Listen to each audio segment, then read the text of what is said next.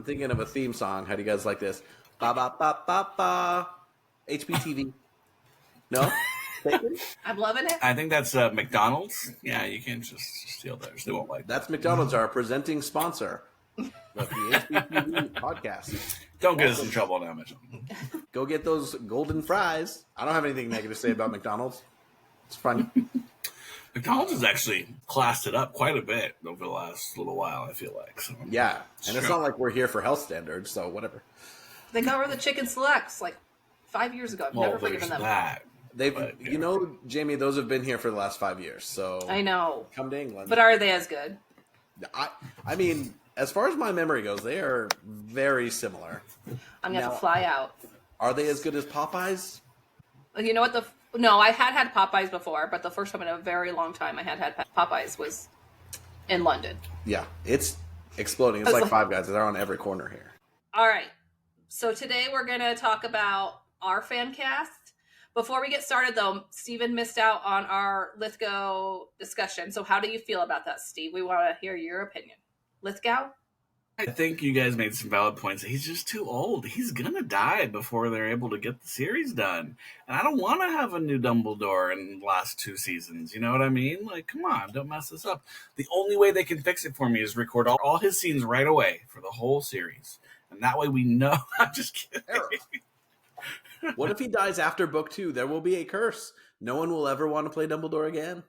It's true. It's true. It's going to be just like the Defense Against the Dark Arts job. So I don't know. I think that's I think he can do it. I think he's a good actor. I think he's got range. I think he could figure out the accent and all that kind of crap. I think there's probably someone better who's younger who won't die on us partway through. That's all. I do have a Dumbledore suggestion that I will bring when we're bringing names forward, because I couldn't help it because I saw it and I was like, oh, actually there were a couple, but there's one I'm excited about. Well, they might need them in a couple years. So. I thought of a really good one actually during the Super Bowl. I'll tell you guys about when we. I thought of one during the SNL thing, which would be wild. This might be my wild card. Mine are all wild. I'll just preface with I did a couple that I was like, oh, that is a little bit obscure, but I think I did a good job of representing the British. The British. Why? But this is just for fun. We're not going crazy. I know the Reddit people go off about Fancast. They're very passionate. We're just having fun here. Well, I think the fact of the matter is, the more worked up we get about it, I feel like the less power we actually have. So it's kind of like, I'm just going to get more and more passionate about someone, and then like they're not going to give a rat's, behind about what I want. So they're going to cast whoever they can afford, / whoever's available, / whoever's good. This is the whole point of this podcast, to just discuss and complain about things we have no control over. Okay? It's true. Just a bit of fun. But the people online, they do get into arguments or here's why or why not. I think there's generally a positivity. People will really like one if there's a good one put forward. But people do take it seriously. And it's interesting because it's a recast, whereas I look at castings for books that haven't been adapted yet, and it varies wildly, or it's the same 5 actors over and over again. And that's what I was trying to get out of when I was looking at people for this and look at some more realistic possibilities. But I read that Mistborn series, and don't know if I should admit the next book series I've been reading, but I was looking up to see what fan cast, because I was having a hard time visualizing some of the characters. And yeah, it's the same 5 names. I've read the Empyrean series, Fourth Wing, and all that. And it's there's books where there's Twilight was kind of the same for me, where it's they're supposed to be the most beautiful person you've ever seen in your life. It's it's impossible. It's impossible to cast that person. And it just ruins it. But for this, is more achievable. Have you guys ever had a casting in a movie from an adaptation that you thought was really good? One in our head that would have been wow, that would have been perfect? No, one that actually took place. Hagrid. I think we all love Robbie as Hagrid. When that happened, a lot of people are yeah. Yeah. Well, I'm spacing her name right now, but Jennifer Lawrence? Love Pfeffernan? Lawrence in Hunger Games. I didn't love that initially, but I actually thought she took it because that's a very weird character when you think about all the I don't know how emotive she is, but also how I don't know. But I thought she handled it really well. So that was when I was crazy. About what's been adapted in the last 10 years or so. This is going back. You guys cut holes. I love Shia LaBeouf in Holes. But he's that not was what I perfect imagined at all. He's not what I imagined at all, but he was good. I honestly can't remember what I imagined. but 6th grade or something. Did you guys, speaking of which, of adaptations, did you guys see that they're redoing The Lion, the Witch, and the Wardrobe again as well? Yeah. It's supposed to come out at the end of 2026, around the same time. It's been a big deal because Netflix wants to pay a bunch for it, but Greta Gerwig's I don't want it, I think rightfully so, saying I'm only going to do this if I get an IMAX window, which Netflix is trying to not do as many theatrical releases and really push away from that. And I heard the woman who runs content for Netflix today essentially trying to double talk, defend it, where she was like, well, we don't, but it's a bespoke partnership with blah, blah, blah. Anyway, I thought if they redid that series, Narnia, it would be as a TV show because it is really expensive. But they keep saying Narnia, so I wonder if they are going to start with The Magician's Nephew, but that's not really cinematic. So I don't know. That's been a rumor lately. A rumor that she's going to start with The Magician, which would be, interesting. Well, and that would be cool too, just because they've never gotten past the third book, I think, right? They've done the first, Prince Caspian, I think, is second, and then The Voyage of the Dawn Treader is third, which came out years later. Now the nice thing is the cast changes after that, so you don't have to get that far. It's true. Well, there's a few that continue on, but others swap out, and then eventually it completely starts over. But yeah, it might be cool if they started with The Magician's. Anyway, that was all. And then one other piece just on adaptations in general is that I know Screen Rant is not known for the, any Pulitzer Prize winning journalism, but they had an article the other day that really ticked me off because they're comparing Hunger Games by doing their prequels and stuff. They're avoiding the problem that Harry Potter now has with the remake of the TV show and stuff and trying to rehash everything. And I'm like, there's nothing, those are completely different things. You're comparing apples to truck tires. Get out of here. Of prequels. If they did The Founders, fair play, that's so different. That's kind of what they're trying to do with Game of Thrones, but it is too connected to Game of Thrones, in my opinion. If they did The Marauders, I don't really want it. We got to start pushing in the future. It's like how there's been 4 different directors that have been trying to develop a race. Yeah, let's do something different. Let's push in the future. Let's do it different, even if it has nothing to do with what we've already seen. Everything is doing prequels. So for them to zag and say, yeah, this is great of the Hunger Games, blah. And I like that book. I didn't read the book. I like the movie. I read the book. I like the movie and I like the book, but she wrote the book. So that's where I think it should be based in, is from the author. But that's what I like about Hogwarts Legacy, is it's so far in the past that really doesn't have much to do with the books. And the little hints you get that do have to do with the characters we know you love, because it's very small and poignant, but it has more to do with the founders and all that kind of stuff. But I do really, the more we've been deep diving and I've been rereading the books and going through things, I do think that this could be so different. I really think people don't understand how much more they could do in this TV series versus the movies. It really could be completely different if they wanted it to be. So I don't know. I could see it working out, and I hope people give it a chance. Yeah. They need to vary the vibe and the look, because it can be interpreted so differently, and there are so many story beats that the rhythm of that mystery and the fantasy and the amount of whimsy and character that are in these, you can just take it in a different creative direction. That doesn't insult the original visual creative direction to say that they could make this feel really different and really exciting. And you hope when people were pitching for it, that's what Warner Brothers was looking for. I actually saw a really cool idea. I'm sorry, before we get into our actual fan casting, which was that rather than doing it based in the 90s, is if it pulled it forward to current times, modern day, or 5-10 years ago. I thought that could be really cool, because I think it would change some of the storytelling and some of the interactions with the Muggle world and stuff. Don't you almost have to address the technology thing a lot more? Technology doesn't work around Hogwarts.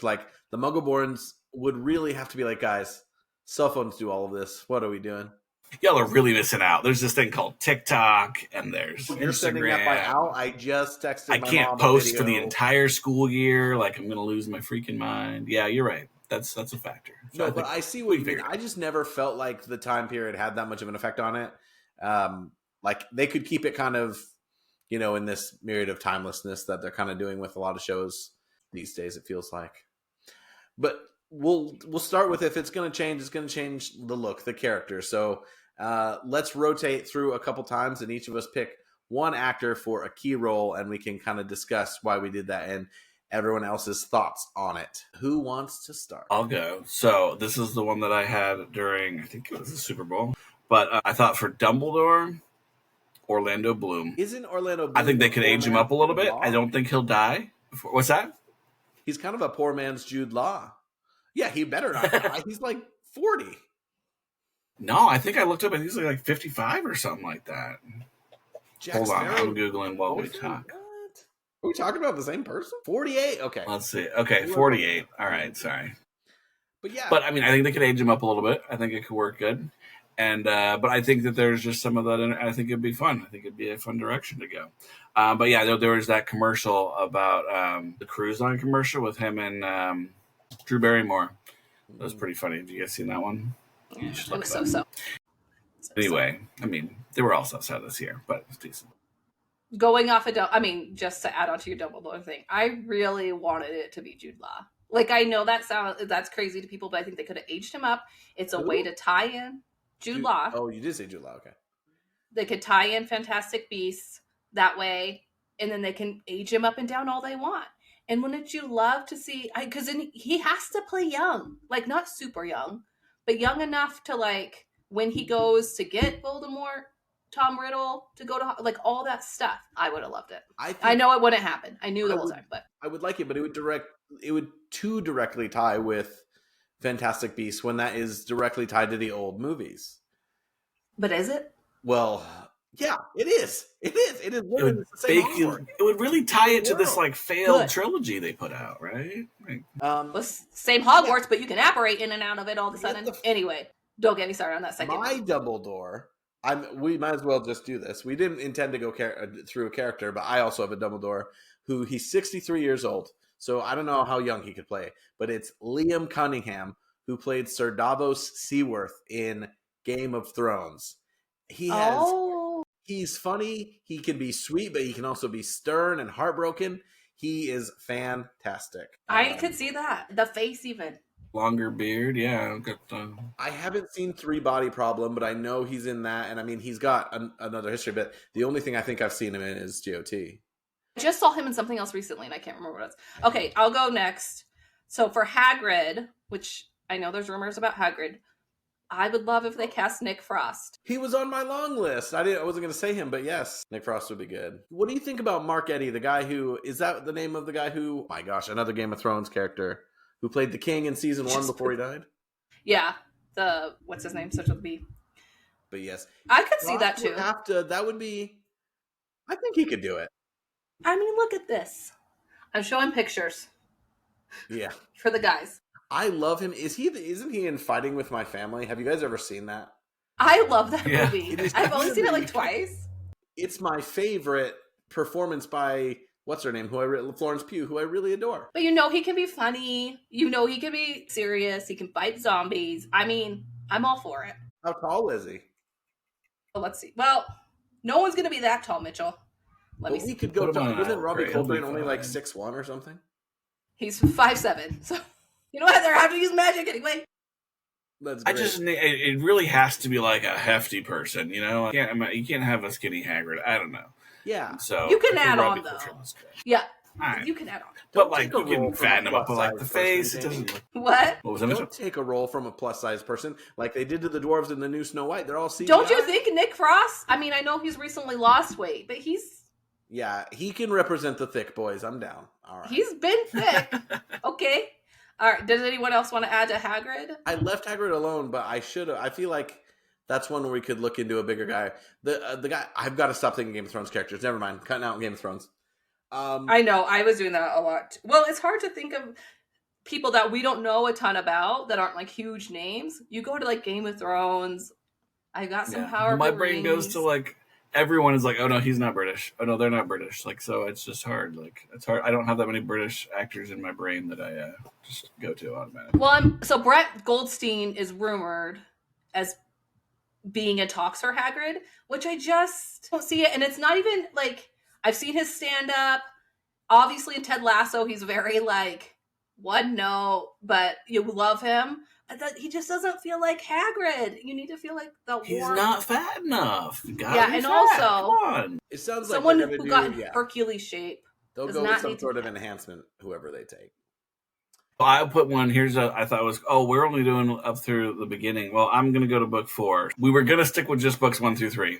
but I have gone two. rogue, and I went to book 4. So for Mad Eye Moody, I thought Andy Serkis would be really cool. I would love Andy Serkis. He's got you know. So I'm in. I thought about him for Dobby just because he loves motion capture, but he's getting a little too old. Dude, there's a lot of cool motion capture roles. Maybe they could do... No, I won't. But Mad Eye Moody from Andy Serkis would be a really cool one. Well, the thing, too, about Mad Eye Moody, because I was looking at people's, like, how old people are supposed to actually be in the books. He's only supposed to be about 40. So I thought about that, too. But I did not think of an actor because we were supposed to go that far. Stephen cheated. Just kidding. I'm sorry. I just saw his face and I was like, oh, man. All right, so for Severus Snape, I wanted someone like that I could detest, who kind of has a hateable face, who's really skinny and slimy. In my opinion, it's so funny because Hollywood Reporter just released an article about this guy that says, meet Hollywood's new It Boy. But his name is Harris Dickinson, and he's in, I know him from Triangle of Sadness, which is a very bizarre film, and he was just in Baby Girl with Nicole Kidman, but he's really thin, he's really English, and he has this wallowed face, and I could just see him being a rude a-hole. I could see it. He kind of looks like the drawing in the book. If he did longer black hair, he's been rumored for James Bond, and so if he's the It Boy, maybe he wouldn't do something like this, because there is a time commitment for Snape. But I was just like, who's British and just got that like thin, annoying face? Because we know there's plenty of them out there. I just couldn't think of it. But I do feel like he's too good looking, though, now that I see him. No, I just don't think of Snape as a good looking guy. They just put him with a fancy bag and tell you he's good looking. He's like one of those people, he's like, could be good looking, but you could also make him not good looking, I think. But he has nice eyes, very symmetrical face. Okay, I have for Sprout, Professor Sprout, I had 2 ideas. Mine was Sally Hawkins. She plays the mom in Paddington, and she was in, what's the water one? Shape of Water, where she has Shape of Water. With the fish alien? Yes. I watch that all the time. But she just didn't do the newest Paddington, so I wonder if she like doesn't want to be in like a whole franchise thing. But I kind of like her. She does not fit the description of the book, but I think she could be a fun kind of Professor Sprout, a little more like flighty and like cheery. And then I thought of Sophia Nomvete, I think is her name. She's from Power of the Ring. She plays Disa, who is Derwin's wife. She's good. Because the more I watch interviews with her, in Power of the Ring, she's kind of more serious, but in like interviews and stuff, her personality is a lot of fun. I think she could play a really good Professor Sprout. She's a little young, but I think they could age her up because she looks older in Power of the Rings too. Because I think she's like in her 30s and she's supposed to be like 50 years, like close to 60, I think, in the books.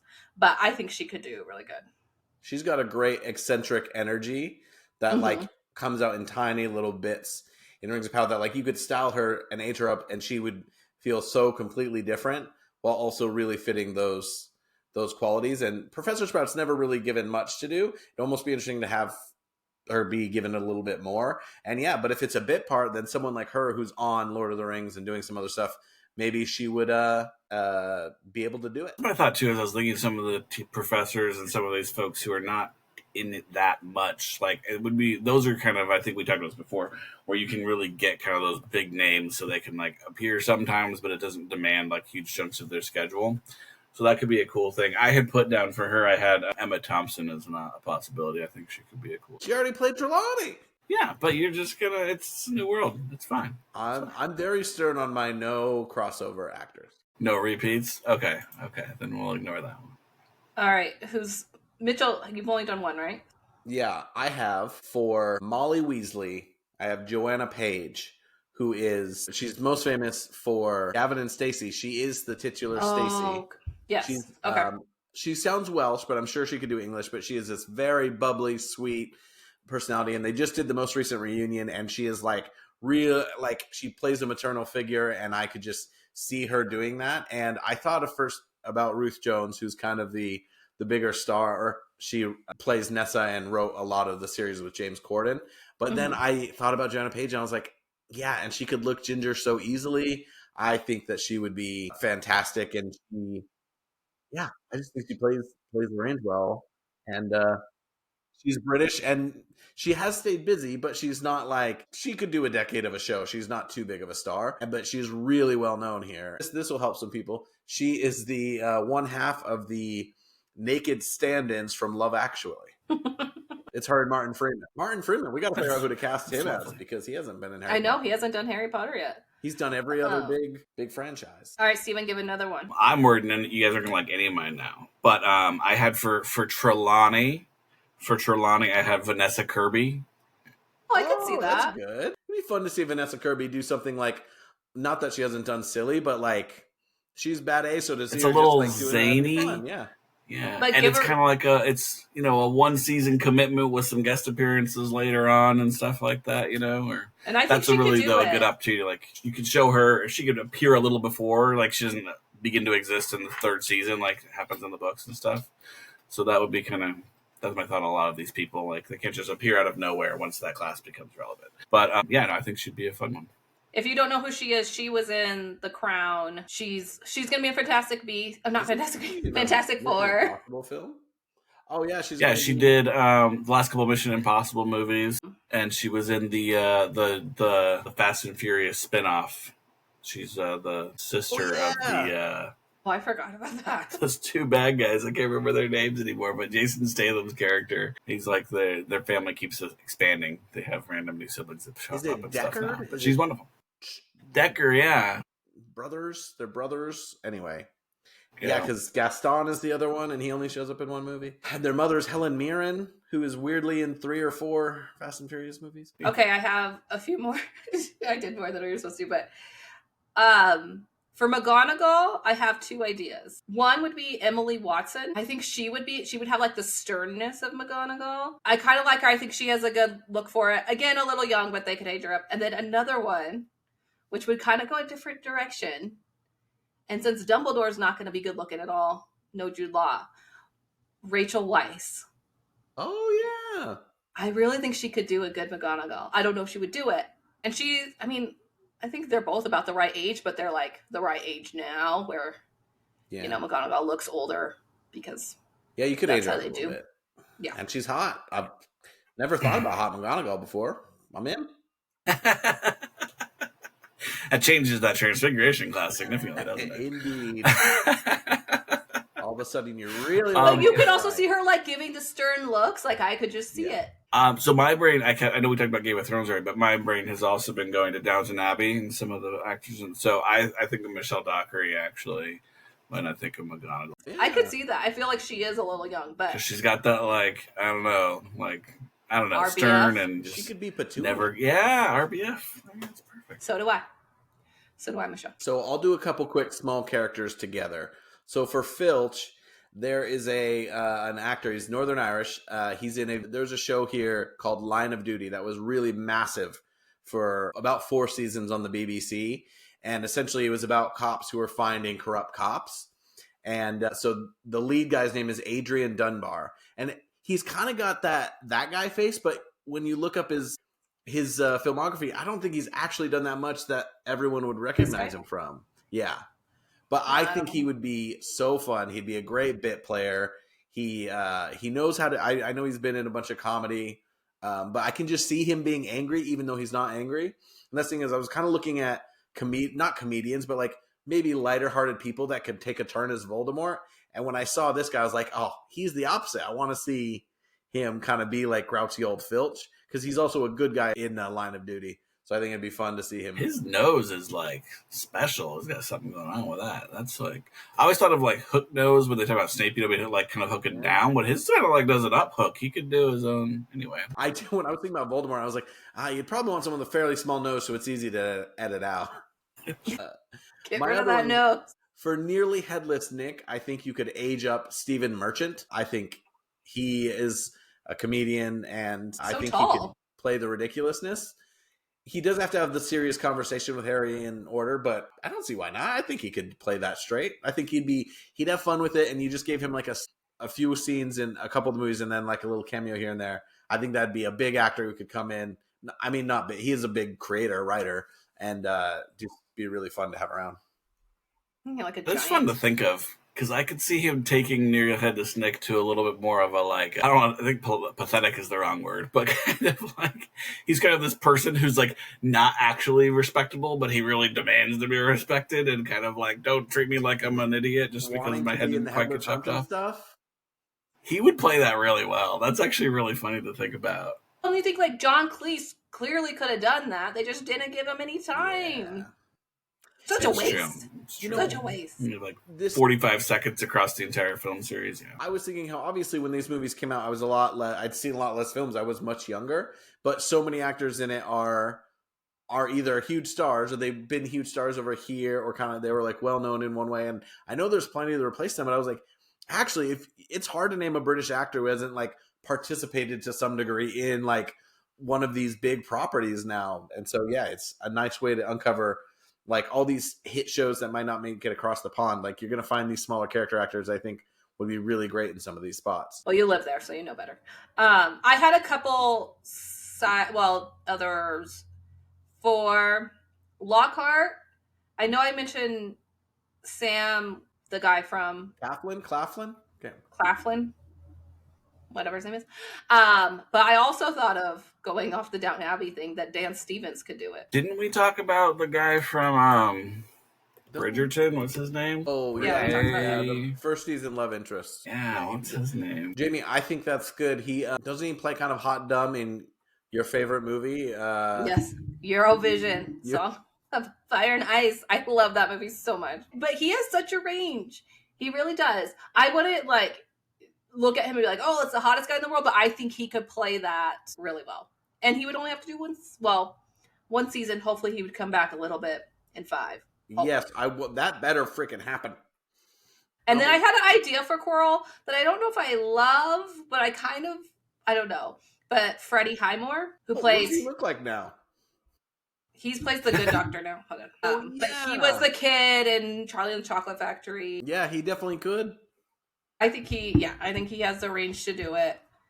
And I think that'd be a fun little... Like, he's a good actor, but it's not like he's a huge movie star, so I feel like he would jump in for a Harry Potter season and die. Cool. Spoiler alert. So I only have 2 left on my list, so I'm going to go with the less big one of them first. I was thinking for Remus Lupin, Taron Egerton. Wow. All right. Oh. Yeah, and he was just in Carry On, right? And so I feel like he's old enough, because I think Lupin is a little, I know he's supposed to be like, mid-20s, Jamie, by this time? And so I feel like he's a little old for it, but I think Lupin is also, he's aged by all of his, his drama, all of his health conditions. So he'd be like 32, right? Lupin at this time? Oh, no. By book 3, he'd have to be like 34. If Harry was born when his parents were like 20. Yeah, that's true. 13 years. Harry was born 89. Yeah. So it's been a minute. But I think that could be a fun one. I think he'd be good. Okay. And he's like recognizable, but not too recognizable. I have one more character with 2 guys to suggest. It's Voldemort. The first guy, I went for really... I mean, he's been in a couple of somewhat big things, but I think he's really unknown. Are we saving a wild card? Should I say this later? No, just do it now. Yeah. So this guy's name is Darren Boyd, and he plays kind of this idiot, hopeless, entrepreneurial, overconfident douchebag in a show on Apple called Trying, which I think I'm the only person who's ever seen it, but there's 3 seasons. And Trying actually stars Rafe Spall. And Rafe Spall is Timothy Spall, a.k.a. Peter Pettigrew's nephew. And I think he could fit a few characters. But yeah, so this guy, Darren Boyd, and I just think he has I could see him playing a villain. Like, I didn't want to go with Rufus Sewell because he just played that villain too many times, but I could see him playing those types of roles. And then I had one more Voldemort, very famous, but I don't know if it works. Paul Bettany. I love Paul. You love me some Paul Bettany. He is good. That was actually my last one too, and this one I stole directly from Reddit. But when I read it on Reddit, it just called to me, and it's Tom Hiddleston. Yeah. They're like, no, don't. No, I like both of those. Yeah. Because Tom Riddle had to at one point be a very attractive, like, charming young man who's like gone, like, so like I like people that could probably play the good looking. Because what I really want, and I'll get to this when we get to 6, I want that conversation between Dumbledore and Voldemort when he doesn't get the job, and I want like a really good actor who's Voldemort's still kind of good looking at that point before he's gone full no nose or whatever, however they're going to portray him. I want that conversation so bad. So I want someone that like can be good look. I mean, and obviously they're going to have to put a ton of makeup on whoever and CGI the heck out of their face. I don't know, because they say his face is like, I don't know, it's snake-like, but I feel like there's more ways to interpret that than what they did with the original film. I'd be really interesting to see if they have a good makeup team that goes a different direction with that, you know what I mean? They could go a different way with that. But I do think that's a really good point, Jim. When you think about like younger Riddle, like in book 7, when we get those flashbacks and he's good looking, he knows he's good looking, and he's kind of used to using that sex appeal. There's just like that energy to like get the lady to give him the cupping and all that kind of stuff and flirting with old ladies. And I don't know that he would like lose that, even though he looks to kind of go away as he creates his Horcruxes and stuff. He'd still have kind of that like, you're just going to do this because I want you to do it, aren't you? And like, I don't imagine Tom Hiddleston being Voldemort, but he could pull that off. Like he could play both. He can. Which we've seen him. He's taken one of the like a villain and like done a really, really cool thing and made that villain likable, which is pretty awesome. Sorry to step on your Voldemort there, toes, Mitchell, but I think that other guy, the first guy you said, Mitchell, I could see that too. Okay. Do you guys have any other essential ones you want to bring up before we kind of go to the Howler, where I think I'm going to switch around and ask the second question first there? Do you have any major issues? Like, was there a character you really, not that you didn't like the character or the actor, but you really felt like was a big miscast in the first adaptation? I think it comes to mind. I'm thinking through each film right now as you guys are talking, so give me a second here. This is why I think we're nice people, because we had nothing to rail on in the right away.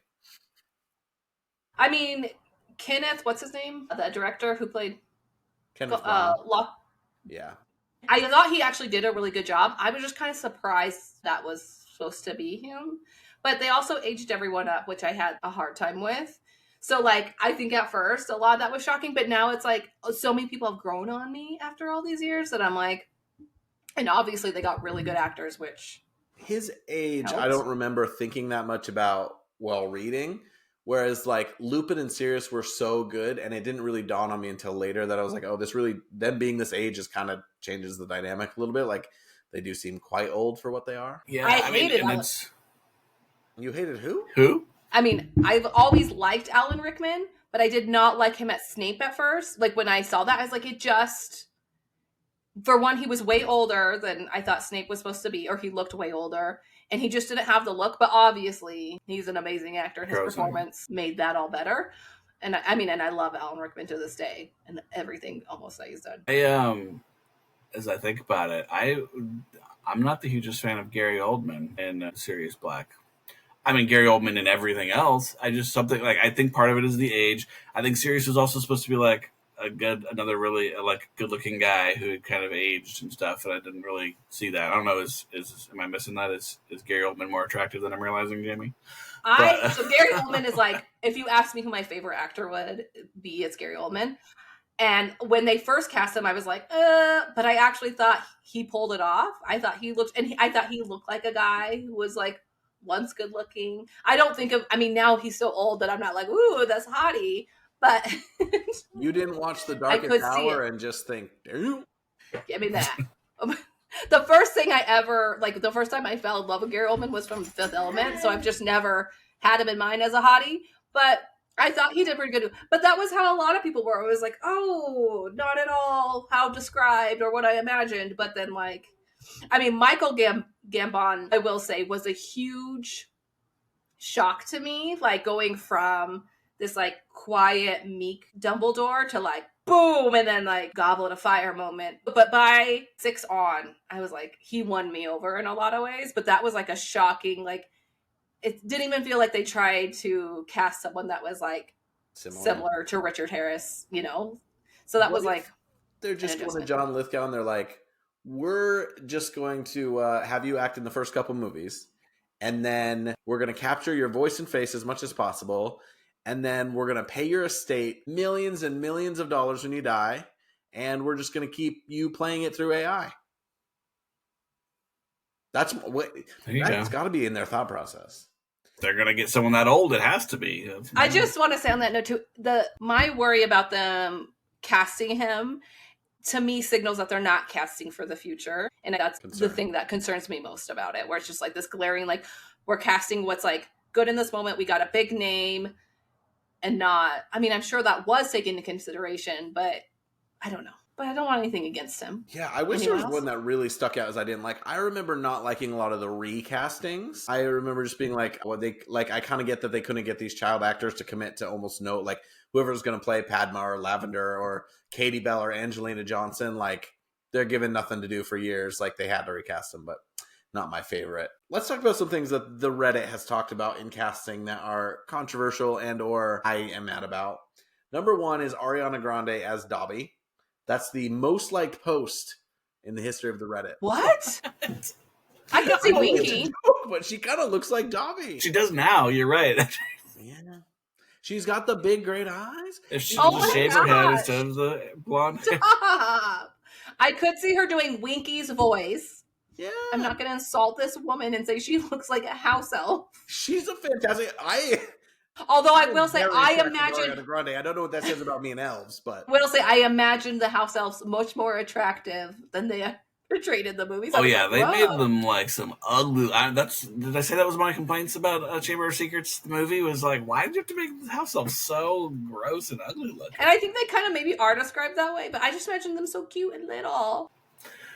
I'm with you. I imagine them much more on the cute side.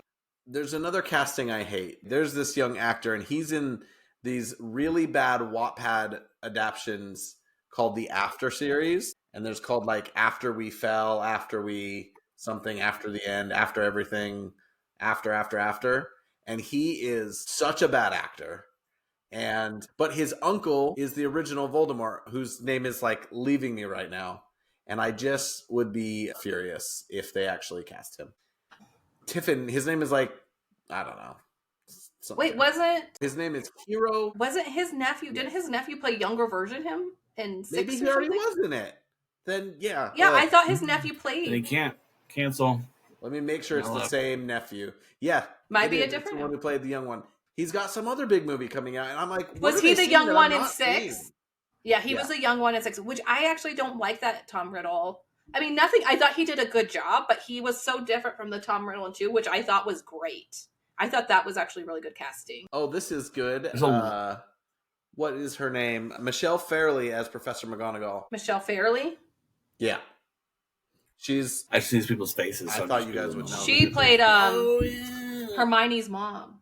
Well, I'll break my rule for her. It was like the one scene where she like erases their memories. I think that's the only time. You know what? Somebody put Russell Crowe as Hagrid, and I hate myself for like actually being able to see it. I could see it too. Just don't sing, Russell Crowe. Just don't sing. I could actually see. Oh, what about, who played what's the other one? Gerard Butler? Yeah. Who played Tom? I mean, I know this is like way too close. Like I'm just seeing him because of Power of the Rings. Tom Bill, what's his name? Oh my gosh. Bombadil. Who played Tom Bombadil? We are failing at our Lord of the Rings knowledge. Rory, the something thing about kinder. the Reddit is people pick really famous people to play everything, and I think we can move to how much star power do we want? Because I want like that middle of the road British actor to fill most of the roles, even if they're big roles, character roles. Obviously, the kids are going to be somewhat newcomers. Like I didn't even look into child actors to think, ooh, who did I see that was good as a 7 or 8 year old that I now want to be Harry or Hermione? I don't think that's worth going down that road, but I think you need one. They're clearly going after A-listers if they're going after people like John Lithgow, but it's like that can't be every role, and I don't want it because it would be distracting. I will say though on the Reddit, I've seen both. I've seen like lesser known people. I don't know. So my mind really goes to who could they get to stick around. And I think in some ways they could get bigger actors to stick around, people who kind of the pop in, pop out, or I don't know. I think this thing happens where you look at like Game of Thrones or these other shows where people become huge, like Downton Abbey, they become huge because of the show. And then they don't want to do the show anymore because they want to like leap on that opportunity. So like, which is kind of a smart move. They're like, oh, I'm hot right now. But then it pisses the fan base off that they're like, don't watch anything they do because they've left. So there's a risk of that. There's a risk of bigger people not needing to do it and not wanting to do it.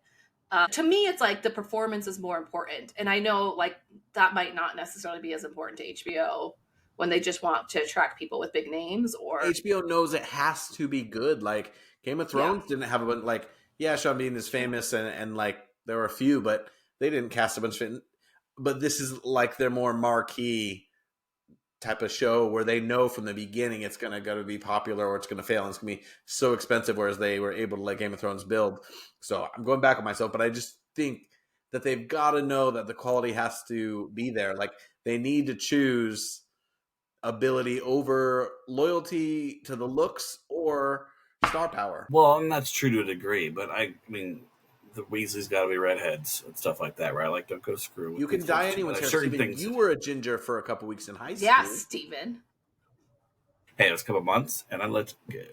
The one thing that Mitchell brought up before, I think is a really valid point, is the budget piece too, right? It's like, you can't have all these insanely expensive people, and the whole it's just going to become ridiculous. Right? You're going to be able to make something that could then return an investment. So that's something that HBO is also going to be very concerned with. This has to be good, but it has to cost less to make than it's going to earn. Well, I want budget for Quidditch. I want budget for dragons. I want budget for more magic. If you want that CGI budget, you got to get a whole bunch of nobody actors. That's what you got to do. But it's going to become like, as all the budgets go up, and that's the hope, that the show, a lot of people watch it, makes a lot of money, but it's like the people are going to be expected to be paid more to come back every season. They're going to, so everything's getting up, and then they're going to need higher CGI budgets as we go. So just invest. What do you guys think is most important between looks, age, time commitment, ability as an actor? Like, what is going to help this seem like a worthwhile adaptation for each of these characters?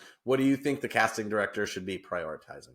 I think of like the practical side, and I think of like what I want ideally as a fan. I think age is important in a consistent manner. So like Lupin, Sirius, all these people, Snape, should be about the same age. Like Pettigrew.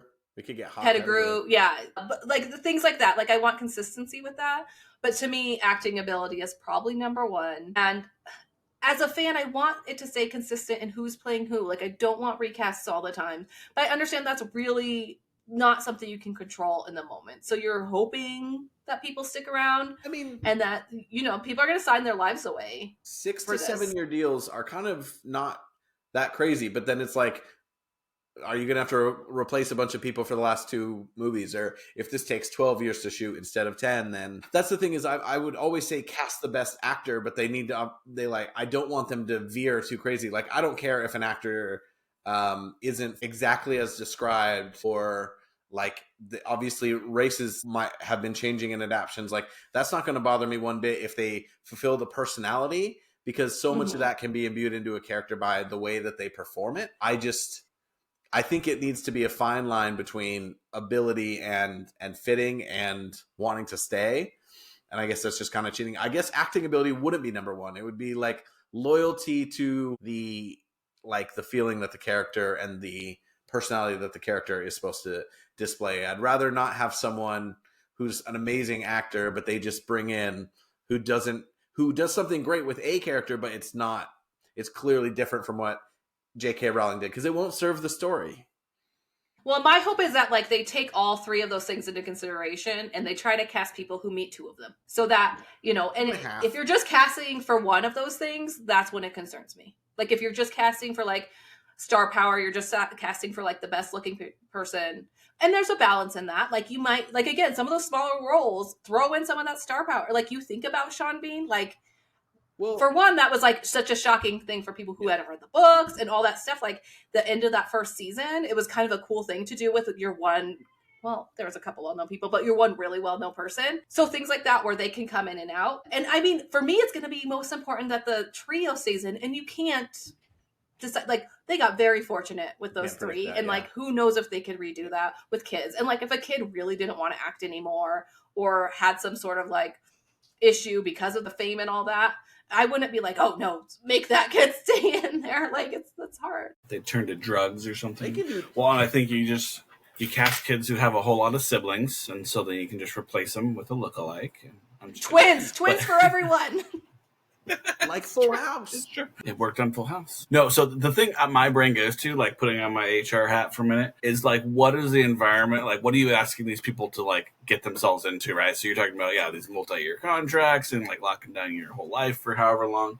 And so I think so much of it comes down to how do we shoot it? What is the schedule like? Because I think there's a really interesting interview with Rachel Ferguson where she talks about why she left the Mission Impossible series. Yeah, have you guys seen that one? And it's just like it's months of a time, sometimes 6 or 8 months, and you have to be there, but they're constantly changing everything. And so you just sit around for like weeks and weeks, and then all of a sudden there's a scene for you, but you just have to be ready at their beck and call all the time. And so she's like, I can't keep doing that. I need to have like other things I can go do. And so I think that's part of it, is like, how do you build this out in a way where it's like, to the degree possible, right? How can I group like the adult scenes together for season 1 so that even though it's on different episodes, I can get them in and out in, a month so they can get all their stuff done and then be back to their regular schedule. So there's some logistics on the back end, I think, that could really facilitate like, okay, here's what you as a casting director can offer these people. And that will determine like how much we have to pay because of how inconvenient it is or isn't, and like what the time commitment is and that kind of stuff. These people have to be thinking of the back end though, like how much money they could make in the long run from it. And that needs to be part of it because obviously with streaming, they buy people out up front. You're not making the syndication money. And with a big drama like this, syndication is very different than Friends or Seinfeld and everything, but it needs to be worth their while in some way. But they also have to know I'm coming into one of the biggest casts in TV and it's not going to be possible to pay everyone. I remember the show Parenthood. It's like it was only worked because it was a giant cast, but you could not afford to keep a giant cast on such a not popular show. Whereas Thrones, it kind of made sense to be able to keep paying everyone. And so Harry Potter, it's going to be, everyone's going to want the top dollar and it's going to have to remain. But yeah, if you get someone big, that's why if you get someone big, maybe have them be someone like Gilderoy Lockhart, because people are suggesting these super hot dudes, super famous, get one of the Chris's. He might shoot a season because that's 6 months or whatever, and then come back for a cameo, 2 to 3 weeks of filming in book 5. That is more realistic. It is a big time commitment. All right, moving on to the last bit of critical questions, and that is, I'm going to add a caveat to this. Other than Harry, what character's casting is the most important to get right? Because I think we know Harry is, we know the kids are, but that's one we can't know. So I'm just thinking, what character do you think is the most important to get right? I'd say Snape. I think a lot of focus is being put on Dumbledore, rightly so. And if one of you said him, I think that would make a lot of sense. But what other adult throughout this? Like, Hagrid is a mentor, but he's also kind of blundering. I don't like when people say Hagrid is a father figure. I think of him more as he's a loving male figure, but I think he's more of a weird uncle. I don't know. But I think Snape has such an arc that is critical to Harry and critical to the story, and sometimes uneven. Like, I will, the way he evolves is not perfect, and you need someone who's going to have all of those things: the time commitment and the chops to be able to pull it off. And yeah, and remember, he was bullied and in a bad situation with his stepdad as a kid, and he treats kids like crap, but he also has this lovesick ability. He kind of needs to be that insecure kid that gains power, and then he becomes a bully, but then he kind of becomes a hero. And I think the show could even help improve that story, but it really directly affects Harry. I think that's almost lost, is how much Harry is worried about that he was a Death Eater when he finds that out. I just think that his character could have the most ramifications. And so as outside of Harry, I think he's maybe the most important one to get when you're asking someone for a 10-year commitment. Mine first went to Dumbledore, but the problem with Dumbledore is he's not around very much. Like, he has the big moments, but like, he is missing a lot of the time. Like, he pops in and out. Yeah, but I think Snape's such a huge part of the story. And I agree. It's a harder role. Dumbledore obviously becomes more three-dimensional and stuff, and they're looking at huge names for him, but Snape, to me, has a lot more nuance to it. Well, I was going to say, like, knowing the end of the story, I think Snape is a really big one, but I think this is what we run into with, like, the first couple of movies, right? At that point in time, they looked at them as isolated movies, right? So here's what we need to show for, book one. And so knowing, like, the full scope of the story, Snape becomes way more important. I think Dumbledore as, a three-dimensional character who doesn't just pop in once or twice a book is really important. I think the other one is Voldemort. Like, I think I talked about this before, but, like, you have to have this idea, like, this feeling that Voldemort is really, like, dangerous and menacing. He's, in the first few books, he's kind of this, like, ethereal thing that may not even exist out there. And so I think that there's got to be able to do that well and play that off. The last one that I would say, and this is going back into the kids area and stuff, but I think is Neville. I think Neville, especially as you look going into book 7 and like his story arc and how it like interplays with the main trio and stuff, like that's got to be good. And I feel like they did get really lucky because I think again with the first movie they were casting him as like a side character, right, who had some comical scenes, and they didn't know how important he was going to become. But I feel like they did actually end up getting pretty lucky with the actor they cast for that. So of the kids, I'd say outside the main trio, he's the one I'd be the most interested to see who they cast. Yeah, I agree. And just like people who are consistent throughout, like I think McGonagall is really important because she's there throughout. But I agree with the Voldemort thing. We love the villain. We love a good villain backstory and stuff. Like I just hope they play that up more with Tom Riddle and Voldemort. So I agree with that as well. I just agree with you guys. Sure. I mean, Voldemort also, outside of a couple of things, like that could be an actor that doesn't want to do a massive time commitment because Voldemort's in a lot of finales and he's got a little bit of side bits. So like you think when we spend time with just Voldemort, like that could be a lot more flexible shooting schedule. It might be a role outside of a couple of books with a lot of flexibility. And I also think getting the people who you really love from the books. I hope Sirius Black is really good. I hope Lupin's really good. I hope Dobby's really good. Yeah, I was focusing on books 1 and 2, okay? Oh yeah, you're right. But there's just like these characters that you think, I mean, Dobby's in book 2. But these, like, I will be driving down the road and I will think about Dobby and I will cry. And it's not even that well done in the movies. So, I mean, it's more from the book that I'm crying. But I don't know. And it's hard for me too because I mix that up, like my feelings for people. When I watch the movie, I mix that up with my feelings from the book for that character. So I don't know. It's going to be interesting. Like, I hope that people get to feel those things who maybe haven't read the books that we felt from the books. Read the books. That's my advice to everyone. I'm going to, if you haven't yet, once we finish the 8th movie, I'm going to read the books and not watch those movies again for 10 years. So we'll see. Maybe. Jamie, I want to go back to this for a second because we think about very different things in the car, apparently. This is very interesting. I'm weird. I'm crazy. When I've got issues. I used to have a 45-minute commute for a couple of years, a couple different times, going up and down the I-15. And I listened to a lot of podcasts and a lot of audiobooks. But man, sometimes you're just sitting there thinking, that's weird. Yeah. The weird time. I like to think in silence. And then sometimes I just think of something sad and then I think, and then I cry. And I get angry because of other drivers. I used to drive from Utah to Colorado and back a lot. And I was like, man, I had some weird thoughts rolling through those mountains and canyons by myself.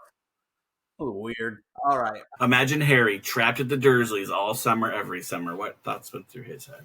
Well, I do think also as an adult, you think of things differently than you did as a kid, which is also a big thing about reading the books ongoing throughout my whole life is like, I understand Molly Weasley a lot more. I used to like be on Sirius's side about a lot about things. And I'm like, no, bitch was right, dude. Let's protect this little boy a little bit more. Maybe not too much, but whatever.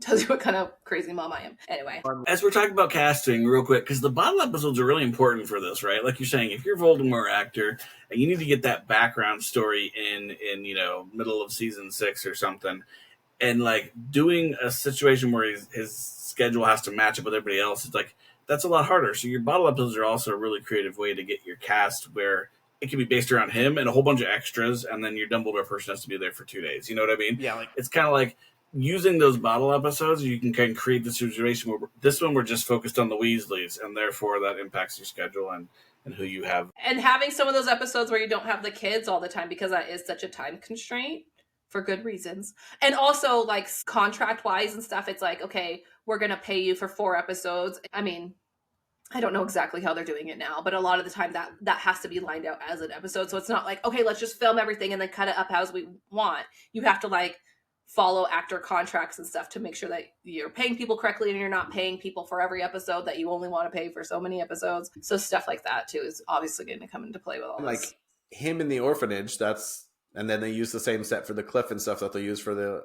episode. That could be its own very miserable and awkward episode, but they will have earned it by then. Like if they do it in book 6, they'll have earned like, let's just go off and do a really outside of the box well, not outside of the box, but like we're going to leave everyone we like for a week when you're anticipating getting near the end of Half-Blood Prince. They can spend the time doing that. Well, and I think if they play it up with Dumbledore, right, and that's why I'm nervous about the age thing, is like, if you, by that point, really want to know all that kind of stuff and like what Dumbledore's been up to and the Voldemort stuff, like that can all be a whole episode, but that person has to carry that episode and be alive to do it. Well, I care about John Lithgow, and he needs to be able to jump into that freaking rowboat and whip away all those flames. All right. I think we kind of covered the golden snitch. The most important thing in this episode is just what is going to make the casting in this successful. And I think we're torn because they have to get a lot of things right. Not everyone's going to be perfect. We know what characters that they have to nail, but we just want to feel like we're in that world. I think, we want to feel different from the movie series and just be really in it with these people and want them to succeed and have them really embody the characters to the best of their ability and not screw it up. Do you guys have any other casting ideas or any other elements to this that if the casting director was listening to, you're like, this is what fans want the most before we go? Consistency. I need the same people. I need them doing, same roles. Can't be picking people who are going to die. Don't do that with me, Don't pick any kids that are going to get sick of acting. Or John. He's like sitting there and he's like, these people are just like, I'm dying. He's like, I'm not that old. Listen, Mr. Lithgow. I'm going to invest in his health care because I do think he's a great actor and I think he can do it. But it just worries me, the short-sightedness of it. I think the most important thing is getting good actors who will take it seriously.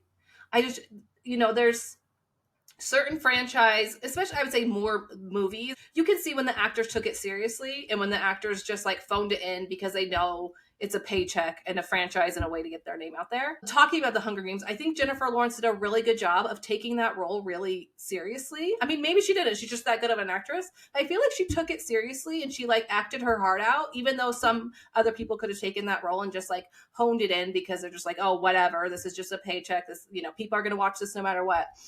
But get people who like care and who are going to do well. I think that's the most important part. Like people who, they don't have to be huge Potter fans, but they take it as seriously as we do. Well, sometimes they say that like the only reason that some movies in fantasy worlds or in superheroes get pulled off is because they get staged British actors who make ridiculous lines sound good.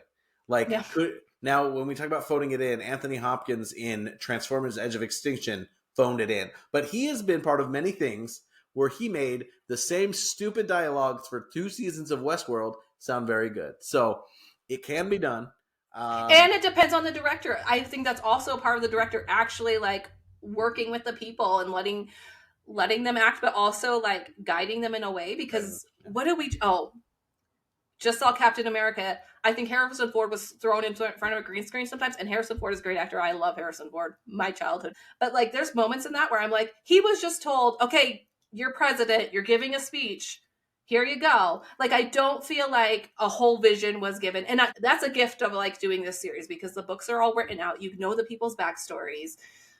So let's utilize that, please. Which I think, you think about it, the acting, I don't think was the biggest issue. I think in the movies, I think there were times when it was, like we've said, there are some that fell through, but it wasn't like they didn't get people who were really doing a good job trying to embody something unique. And it's and that is one of the great things about the movies. They did age people up and they did all that, but they did it because they got these amazing actors who really helped counter these newbies who had to like grow into it, but they just weren't given the time. And I think that's what the gift of a TV series is going to give is like more development of these characters. So like the actors have more to work with and you're not just seeing a quick snippet. You're getting to see like more. The gift of time. Okay. I say at the end of the day, nerds like us are going to watch this no matter what. Let's be honest. Okay. But we need it to be good to like appeal to the masses, right? So it can keep going and keep, being incredible and get bigger and bigger budgets for the crazy CGI crap that's going to come. And I think that's the biggest piece. You've got to have, like you said, I think people who care, people who are going to be alive for the whole series. And it has to be done tastefully. And so, yeah, I think the directing and everything is a big piece of it. But I think I don't want them to lean too much on the guaranteed audience, which is us nerds, because I think that's where the phoning it in comes from. It's like, people are going to watch this no matter what. Mm-hmm. It's like, they are. But if you really want to grow and be awesome, like, it's got to be next level. And it has to last for 7 seasons. Assuming however many seasons they're going to do. Some of them are going to be split, like 8 and 8 or 6 and 6. I hope. There have been people who have been like, oh, no, here's how they'll sketch it out for every season to be the same. Like, I think that would be bad. Just saying. There's just too much story in other books, and the amount you'd add or linger in the first couple of books to make them the same length. No, thank you. Yeah. Okay, we're hoping for a great, fantastic cast. They still haven't confirmed Lithgow, but that's why we sent out some Dumbledores, because who knows? It got a very mixed reaction. And again, it's an age concern, not an American concern. Obviously, we are Americans, so we'd be more accepting. But he is someone I think that could be trusted with that. There are only a handful of those. Also, like, what if an Australian actor, a Norwegian actor, I think that should be. It's going to be 90% British, but if some of them aren't, it's fine. It is what it is. We need good directors. That's the interesting about things shows is you have new directors come in for 2 to 3 episodes a season, but you have a showrunner that's trying to keep that consistency. Mm-hmm. And we've seen that in these prestige shows like Thrones, like the Star Wars show. So and you never know who they're going to bring in. A lot of film directors will do this sort of thing, but it's a really difficult art. And I think we've given them so many great ideas. Next time we're going to be talking about Prisoner of Azkaban and what went wrong with the film and what are going to be the keys to making a successful season of television. And after that, we are going to be doing some quizzing. So we'll get to really nerd out over some Harry Potter questions that we'll have for each other. We'll try and format it like a little pub quiz so people can jump around time codes and participate if they want, but at least really have fun with each other. So start starting up. That won't be for a couple weeks, but if you have questions, like quiz questions, if you want to try to trip us up or something, which might happen. I have a horrible memory. I was just telling them, I've read these books over and over again, and I can't remember, what kind of sandwich we're eating. But if you have anything like that, submit your questions, comment on wherever you're listening. But at one point, he also has a bacon sandwich. Anyway, just comment with your questions, and we'll also answer some of those. We won't. Yeah, hit us up all over social media with any ideas you have for questions, random trivia. We're all for it. All right. Next week, Prisoner of Azkaban. Feel free to email us at HPTVPodcast@gmail.com. Not HPV. That'll be a different response. And we're at HPTVPod on all socials. Thanks for tuning in. Peace out, snitches.